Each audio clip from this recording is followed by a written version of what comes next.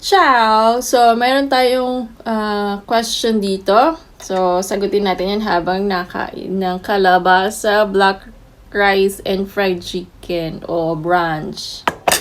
Buon appetito!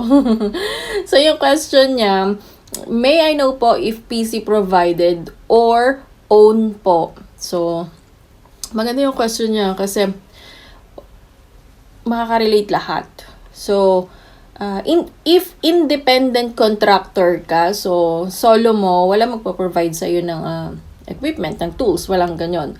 So, kagandahan, pag independent contractor ka, kahit ilang clients, pwede kang mag-apply. So, let's say, 2, 3, 4 na clients meron ka, that's okay. As long as kaya mo yung time management.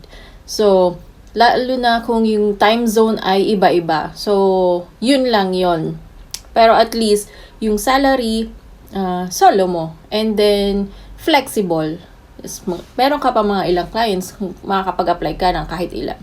So, meron namang agencies na nagpo-provide ng PC or laptop. Pero, hindi ako sure kung ano yung mga agencies na nagpo-provide ng mga equipment ng laptop or PC. Hindi ako sure,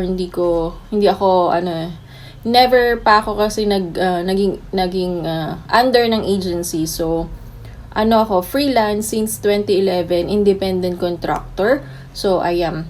So, maganda rin naman yung meron kayong sarili, magandang investment din naman yung meron kayong sariling laptop. So, at saka yung in case na bibili kayo, hindi naman kailangan yung pang-gaming, yung medyo, yung mataas yung kung ano man yon yung specs.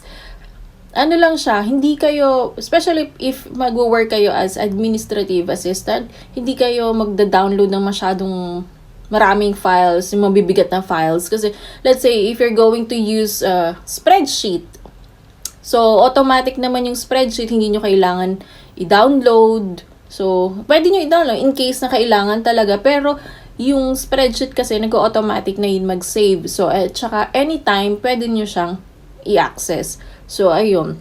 So, ayun po. So, if you have any question,